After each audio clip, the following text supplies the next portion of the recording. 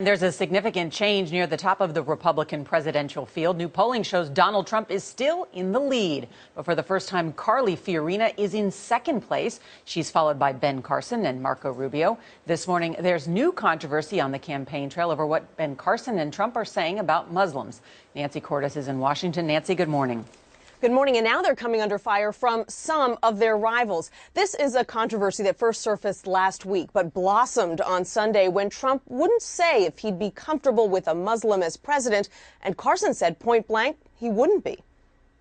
Whether we all agree with it or not, it wasn't my obligation to defend it. On Sunday, Trump stood by his decision not to correct a supporter who said this at a New Hampshire town hall. It's called Muslims. We know our current president is one. Trump even echoed the bogus claim when asked if he would be comfortable with a Muslim in the White House. You said you'd had no problem putting a Muslim in your cabinet. Some people have said it already happened, frankly, but of course you wouldn't agree with that. On Face the Nation, Democratic frontrunner Hillary Clinton called Trump's views, quote, appalling and potentially dangerous. He is fueling a level of paranoia and prejudice against all kinds of people.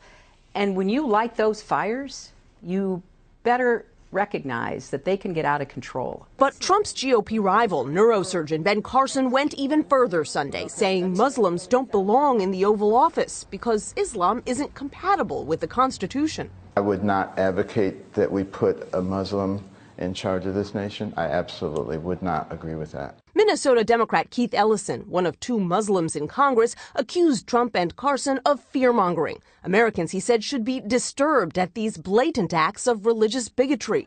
GOP candidate Marco Rubio dismissed the conspiracy theories about the president's faith. He's born in the United States. He's a Christian. He's the president of the United States for the next year and a half, and we're going to move on. We asked Carson's campaign what it is about Islam he thinks is incompatible with the Constitution. His campaign cited Muslims' belief in the Quran as the ultimate law and their subjugation of women. But one GOP rival, Lindsey Graham, pointed out that most Muslims reject radical Islam and believe, Gail, that it's a perversion of their religion. Got it, Nancy. Thank you.